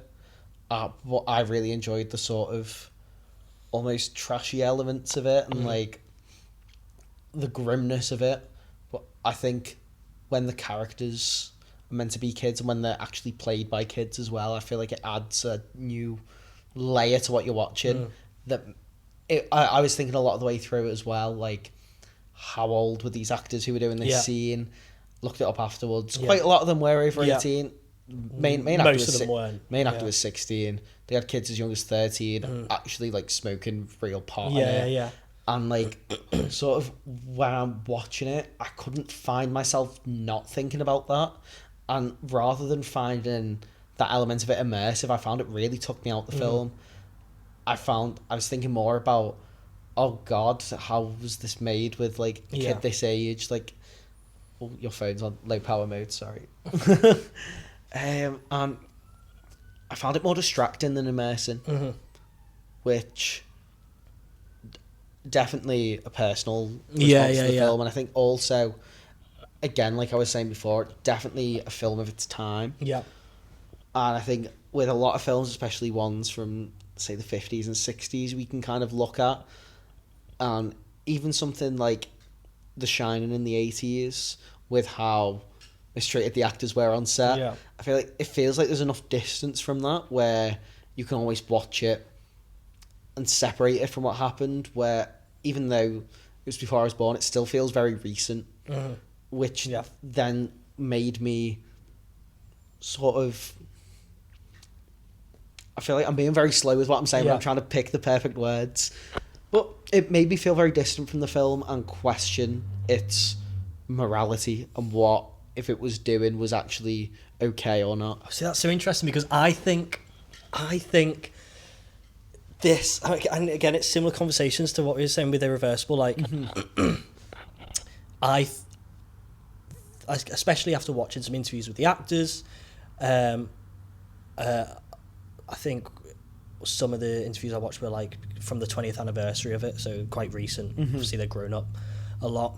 and how they talk about it. The main character, the guy who plays Telly, was a skater at the time. Yeah. And and a lot of Harmony, is it Korine? Yeah, Korine. His like friends ended up being in the film because they were like just his friends that he hung around with, and they were in it. and I guess like the AIDS epidemic was like, you know, rife at the time, and it really seems like he was making how much of this was the writing or the direction, like from Larry Clark or Korine, might differ, I suppose. But yeah, it really seems like a cautionary tale about like being involved in it. I really didn't see it as like romanticized. You know, after reading like reviews, people saying, like, oh, similar again to Irreversible, it romanticizing. I don't know, not at all. These things, or like it's like all the reviews from Warfare saying it like romanticized Warfare, and it's like, did you watch the same film that I just watched? It was horrible. Yeah, and it was just I just found it kind of a kind of slither of like what I suppose what I was saying with This Is England, slither of life in New York for kids in this scene, very specific. But I can imagine at the time watching it, and by the sounds of it, this kind of was the case. But I can really imagine like watching it and being like, "Wow, okay," really like making me, you know, be aware of the dangers of that. And that sounds like that was partially some of the thoughts behind the creative decisions. And I think for that, it worked. I don't know. I found it to be like, if that's presuming that it's presented accurately, I think it worked. And if those things exist, I guess it's up to provocative filmmakers, isn't it, to be the ones to do it, because and if it gets that, if a really like horrible subject matters, like, you know, like what's depicted in a film makes you feel horrible or shocked, and like is it the film, or if these things are happening, you know, it's that's shocking, really, and it's someone's job to depict it in a way.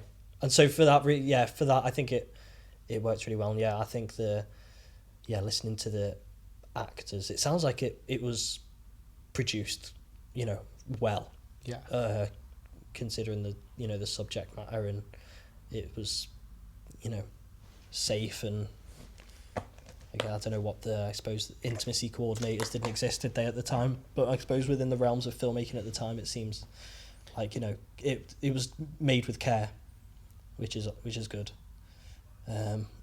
Unlike The Shining, I suppose. Yeah. So God, it was. Yeah, it started, and I was like, "This was the worst podcast idea ever." Yeah, I think up until, because I didn't know anything. I didn't know nothing about it. I just know it's been on my watch list, because when you said this was your idea, I was like, "What? No, it wasn't." And I realized actually it was. I was just going through my watch list, and I was like, "Oh, this is one that's meant to be grim in it." Yeah, I knew it was sort of about kids going off the rails and doing drugs and sleeping with each other. I think I was thinking, how did I become aware of this film? And I think it was from back in the day watching Watch Mojo videos of like top 10 films you can only watch once, top 10 films not to watch with your parents. Yes. Because I'd seen where I know visuals of it, and I knew the sort of visual style. A shot came up, and maybe it was even from near to the start, I think, and I remember, and that came. I was like, I've seen that. Yeah, and it was from that. It's from Watch Mojo. You used to talk about it a lot, and I was like 30, and I used to watch a lot of Watch Mojo. So it was still in the back of my mind from then. Sorry, is he about to jump off? Yeah. So while we're talking about this film, we can see. No. Oh yeah. Do not talk about what's the viewers directly out my window, because you already said I live in Liverpool, and don't and like What you're about to describe, there's not that many buildings that'd have that view. So, and especially with the windows behind me, it'd be pretty easy to match it up. Okay, well, something So that will help me. No, something that will help me say a similar thing. Okay. Is that on the way here I passed like McDonald's, and there's in the UK kids like to cycle around McDonald's. Right? They fucking love it. And it was really hot. I had the bags, and I was thinking that's like the kind of Scouse version of kids, isn't it? Yeah. Like they're just roaming around. We were never really. We just went to like. We just walk around the park. Go around the park, and we weren't. We really just walk. We'd meet up and we'd weren't walk. Cool. Are and they then- cool kids? People who like bike around. Cool. Define cool. No, I don't know. Like within what. When you're at school, Yeah. what like the general consensus of cool is? Like, are I they wouldn't say considered cool. that? They're considered like hard, aren't they? Right. They're considered like rock true. solid. Yeah. Like wouldn't mess with them. Where we were little dogs. Yeah. We were absolute little nerds. Remember when we were filming something and some kids on bikes came and chased us out the park? And then we ran back to my porch, locked ourselves in the porch, and flipped them off through the glass. We were like 14. And they were like younger than us. No, well, you say younger than us. They were like a year younger than us, which at the time Yeah. is like They look younger though. no, because they asked us what school year we were in. I remember this so vividly, and we said year 8, and he went, "Huh, I'm in year 7." Oh my. But also now, as a 24-year-old, if a 23-year-old came up and threatened to hit me, I'd shit myself. Yeah. That's true. That's a good point. Anyway, that's the version of that kind of group that we've experienced. Yeah. Anyway, what were you saying? I don't know. I was distracted by you doxing me. I mean, we were talking about kids. Yeah, that's true. You're saying that it being a cautionary tale. In a cautionary tale. It was. Oh, so do you want to know my response to watching the film? So I had the flat to myself, put in the DVD. First of all, every week I've realised something's gone wrong with the films that we're going to watch. Yeah. So for the first week, my DVD was in Korean. Right. For Irreversible. Second week, you had to watch Thingy on the Train. On the Silver Globe. This week I put the DVD in and I bought a second-hand DVD because you can't find like a new one anywhere. And it was in 4:3. What? But it's not though. Because it was a DVD from when TVs were 4:3. Oh. So it was the image was 4:3 but cropped at the top and bottom. So it was like a small image in my TV. so It didn't even reach the top. Mate, it was like a quarter of the size it should be. So I had to go into settings and edit the margins of the image to manually scale it up. So it was like super low quality. Like it looked fuzzy. And then I ordered it. I ordered it from Music Magpie online, and I ordered the DVD for Jerry at the same time. And it turned up, and the disc for Jerry was just loose in the case. And I put it in, it just skipped the first 9 minutes. So when I watched Jerry, I had to rent it on Amazon for $2.50. So I'm gonna send the DVD back. But yeah, I'm really against renting movies on Amazon, and I'm like, I'd rather pay and have like the physical copy. And I'm really trying to make an effort for all like the Intimidator movies we watch to get a physical copy of them. But yeah, it just keeps going wrong. Well, my mate keeps pissing. we keep having bad luck with the films we watch. I've been, I was trying to find the film to stream online, right? I think it's bad. I would prefer to get a physical copy, but I literally don't have the money or the space to house DVDs. But when I move, I do want to make an effort to do that. But normally I can find the film online to stream, right? But not this one. So it was yesterday, and I was like, oh shit, I can't find it.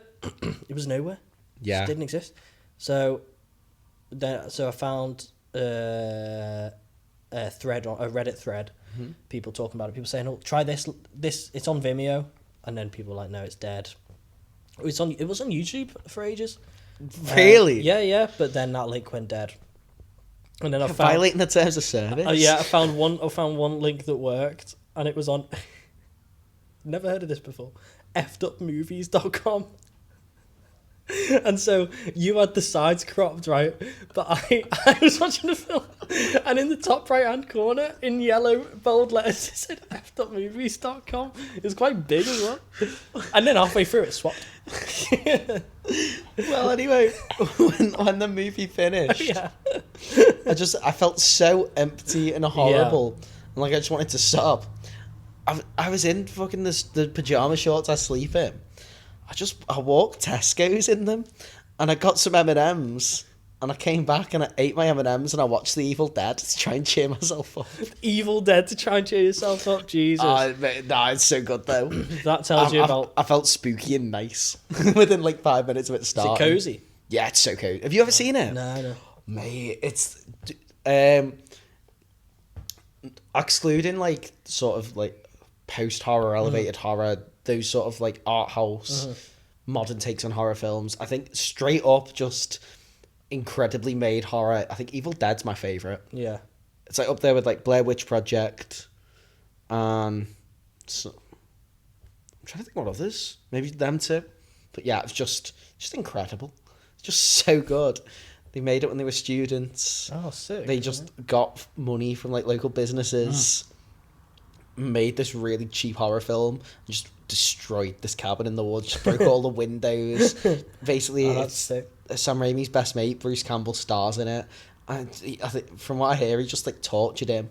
Like, Is it Sam Raimi film? yeah, it's Sam Raimi's first film. Wait, I literally didn't know that. Yeah. That's crazy. So I would say we could watch it tonight, but I did watch it like 2 weeks No, we're ago. going to watch Baby Invasion. But yeah, I just had some sweets, watched Evil Dead. It was great. Yeah, well, God, it really is an empty feeling. Yeah. Just, This is one of those, before we were saying, where it ends horribly and you're kind of giddy about how twisted it is. This is just, you just feel empty. it's just, okay. Yeah. And yeah, it's just, I mean, telly is just horrible. I'm really glad I watched interviews with the actors because, like, I just felt horrible that guy existed. But now I've watched an interview with the actor and, like, he seems really nice. Why does he look so much like McLovin?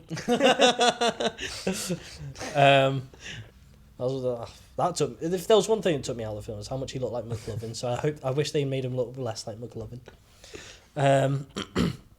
Yeah, and he's just everyone's just awful. Yeah. Other than the main girl, who's the girl who gets diagnosed with HIV. Yeah. She just seems really nice. Yeah, and because I really, when I looked at, like, I really knew her face. Yeah. And, like, I knew that I recognised her. Then I've looked her up, like, more recently, and, like, I clearly know her from stuff. But then I looked at her filmography, and I, like, had not seen, like, barely anything. Really? I know the girl who plays her friend. Is her name Rosario Dawson, or am I getting confused with someone else? The actor? Yeah. I can't You know think what? what the actor's called. We're gonna have to whip out the phone, but because I know she's in a lot of Marvel stuff. Because I recognised when she showed up. Yeah, Rosario Dawson. That's what she looks like now. Right. Yeah. And she's in Daredevil. She's in Jessica Jones. She's in, like, all those. She's in loads of stuff. Very famous actress. And she was in this movie when she was 16. Yeah. Crazy. That is crazy. Yeah, apparently the guy played Telly because they all got paid $5,000 for being in the film. He said most of them just, like, he said that there wasn't that much support after filming, so they all kind of just spent the money and then went back to their normal lives. And he went back to working in a skate shop in Florida. And you kept getting like phone calls, kept everyone calling him like scum and that, calling horror, because I guess people, like, kind of thought it was real. Yeah. And so he moved to London instead because the film hadn't come out in London yet. So he spent a year there before the film came out. Do you know much about what happened to the other actors in it? Yeah, I know. Yeah, because it's sad. Yeah, one died of an overdose and one killed himself. One committed suicide. Oh. 'Cause they were both in. So I don't know too much about skating culture like that, but I was reading they were in like the original Supreme crew, so like the brand Supreme, springboarding off their appearance in this film. They were like then involved with the brand. I don't know too much what it means to be in the original Supreme crew. Yeah, yeah. And I probably should have done some more research. I think it's pretty cool. But then it was like an 11 p.m. Wikipedia deep dive, and I was like, I should probably go to sleep. Yeah. But yeah, just I feel like I can't have that much of like an in-depth discussion about this film, because I don't know what there is to discuss other than No. sort of what I've already said without repeating myself. Assuming it's like an accurate portrayal, I really like that. I think like it's meant to be similar with mid-90s. That is shot. No, it's shot similar, but there's more of more. I don't want to say intentional shooting, but you know what I mean. Larry Clark, did you look into him at all? The director. Yeah. Do you know how old he was when he made this movie? No. Mate, he was 50. What? He's 80. This was his first film. He was 50 when he made What the it. hell? Doesn't that feel a bit weird? Like a Yeah. 50-year-old man was making this. Yeah, that is weird. Doesn't that? Yeah. And he said none of the scenes in the film were improvised, other than the one shot in the party at the end. It's like the 4 kids sat on the couch passing a joint between each other, and they're just saying stuff. And that part of the movie made me really laugh. Yeah. And then I read an interview, and that was actual kids doing drugs, and they were just filming them. God. And it was like actual like weed that they brought themselves. It was a great scene because you are just watching like actual 13-year-olds get high. Yeah. But then then just little things like that I read afterwards, and like I also read he made a big effort to try and cast as many as like the female actors as like being 18 as possible. But then he was like the guy who played Tully was 16, and he was still filming like quite explicit sex scenes between a 16-year-old and an 18-year-old, and that also makes me feel like yeah. I mean, it's like I don't think. I'm trying to think of how I'm gonna word it. Just keep stopping before we say sentences. Yeah, because I don't want to just say something. I feel like that. Yeah. I don't know what I know what you mean. But I think sometimes, and I don't think this is always the case, but less is more. Showing less is more. In the case of like Obsession that we talked about before, showing as little of like what Nikki was experiencing as possible made it better. So it leaves it up to your own imagination. I don't think we necessarily needed like a long shot of like 2 teenagers having sex and like hearing it so vividly and seeing it so vividly. Yeah. And it was just moments like that is what sort of led me to question whether the film was artistically valid. Is there a risk maybe then, like presuming that what he was trying to do is I don't know, or one of the roles being like a sort of a cautionary tale kind of thing? Is there a risk that it's not maybe not taken as seriously by people who would need to see it? Yeah. Do you think maybe? I don't know. I think that could be an argument for why. Yeah. And I think that reading breakdowns of this film and what other people are saying, I do think that the people who made it would have arguments for why they depicted certain things, but I still found it difficult, and not in the way that I sort of enjoy not like challenging. I didn't find it challenging. I just found it hard to defend, and like I really wanted to, and I went into this with a very open mind and being like, I want to be able to see the good in it. I did throughout parts of it, but as it went on, I did find it really difficult to sort of defend what was going on. Yeah. I think that's still where I'm lying at the end of our discussion. Yeah. There's a lot. I like the way it's shot. I think the structure of it's really good. I think the idea of it being a cautionary tale and told in a way that doesn't hold back is interesting. But there's part of it that make me go, hang on a minute, I don't know if this is fully a morally good film. Yeah. No. Yeah. And I think that's Fair play. it's my closing thoughts. Yeah, on yeah, yeah. Kids.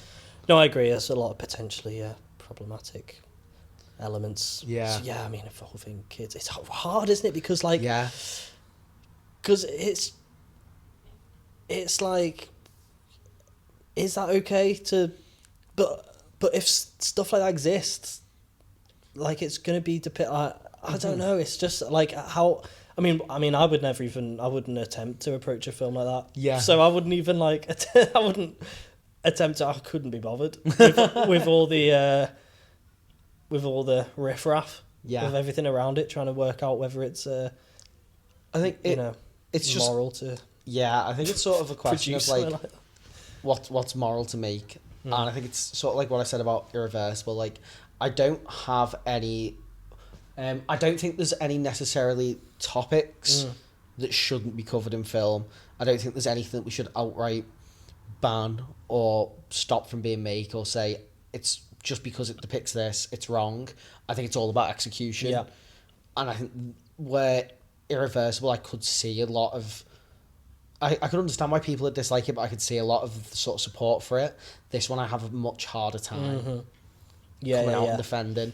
And it's a whole other layer, isn't it? When it's under, like, because I guess, if you're underage, like, as an actor in that, is consent, like, or the ability to consent is kind of potentially doesn't exist. Less, yeah. So also reading about, apparently all the kids were like getting into fights with each other on set. Really? The main two apparently would, from like an interview I read about the 20th, I think must have been, because did you watch a 20th anniversary interview? Because I read one that was done by Supreme, and they were doing a line of clothing with images from the film on the clothing, and they'd done a big interview with the cast and crew. And I think it was Larry Clark was saying that like them two would just get into fights all the time between takes because they were young, like reckless skaters from New York, and he was like it added to the authenticity. And he was a photographer. That was his job before making the film, and he'd done 3 years of photographing skate culture in New York. Yeah. So he was very involved in this world, and it probably is an authentic depiction, but there's just certain elements that make me hold back from fully defending it. No, 100%. So would you watch Kids again? No way, Jose. Yeah, I feel kind of once is good enough. I feel kind of gross that I've got this on DVD in my house. Yeah. No, I wouldn't watch it again. But I think it's interesting. I'm gonna continue to learn about it because I wonder if those questions might be answered about but maybe it just needs more research. But I wouldn't watch it again. Not anytime soon.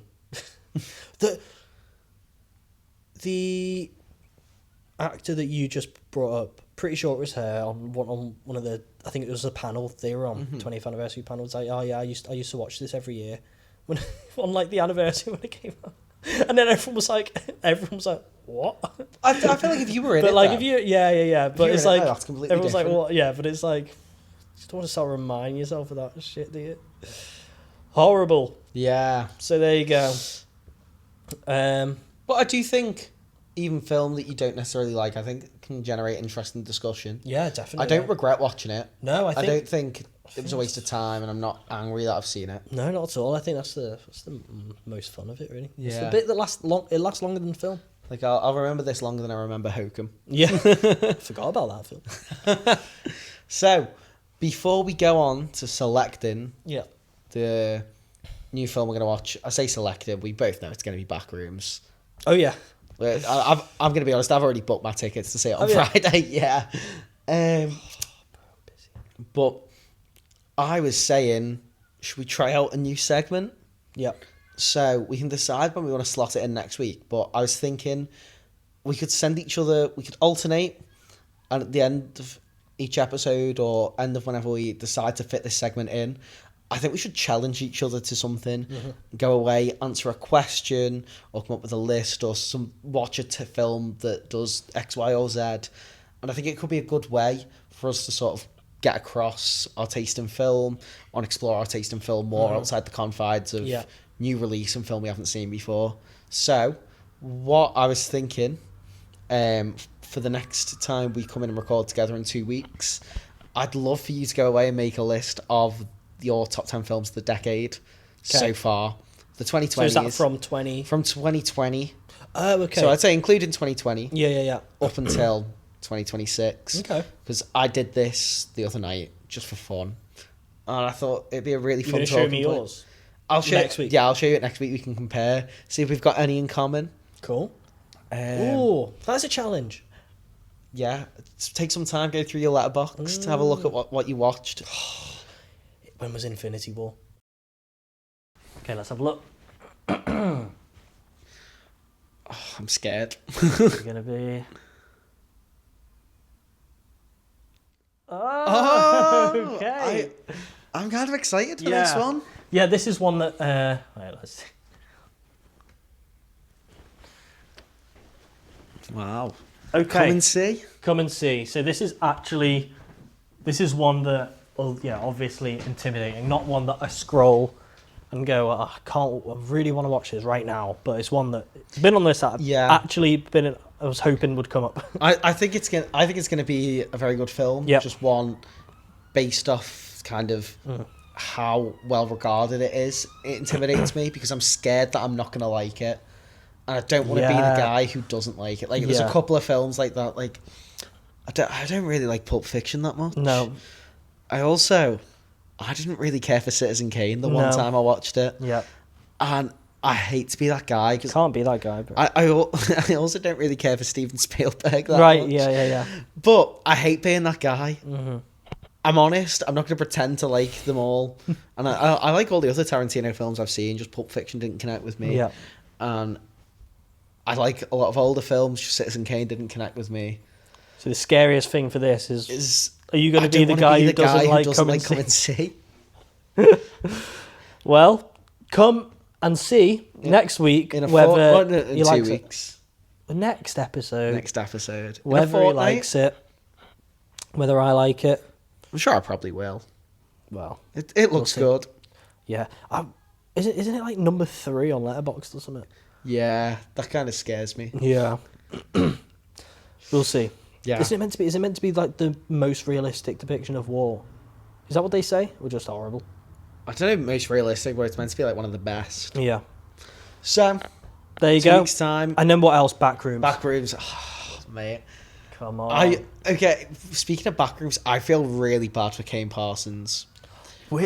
That's the other one who I was bloody thinking of. I watched when his Backrooms like online series first came out 4 years ago. I watched it as it came out. I really liked it. It was big press that he got this movie made, big names in it, so much hype around it. And then 2 weeks before, like, another YouTuber comes out, releases a movie quite low key, and it becomes this overnight sensation. And Corey Barker is now the name on everyone's lips. With Backrooms, like, the hype has come from the from the trailers and the build up of the film, but like with Obsession, it's like it's the film. Yeah, it kind of came out, and now people are watching it, and that's where the buzz is coming from, which is like. And I don't think Backrooms is gonna get as good a buzz. It might do, but I don't think it's gonna get as good a buzz as Obsession. And I think a lot of people are gonna compare it unfairly. I still think it's gonna be really good. I think to get the two actors that they've got, like Oscar-winning and Oscar-nominated actors. Like, I've never seen Renata Reinsve act in English before. Yeah, I've only ever seen her act in Norwegian. That's crazy. She's doing a Hollywood movie directed by a 20-year-old. Yeah, must have a good script. I think it's going to be great, but I still feel bad for her. I know, right? Yeah. No, I've been watching the series. It's good. I should probably have a little refresh. It's so good. I haven't seen it in years. It's so good, and he was like 16 making it. Yeah. So it's just so good, and it's just like all animated by him. It's just so good, bro. Yeah. Okay. Come and see us talk about Come and See and the Backrooms. We'll be back to talk about Backrooms. Come and see. We'll be back in the room. Okay, I'm going to stop now. We'll return We're Return of the Sausages. It'll be. Right. Thank you for watching. See you soon. Bye. Fucking hell. Go turn off the camera. Did you make a wish? Oh shit. Yeah, I wish I could have some dinner because it's nearly 9 o'clock.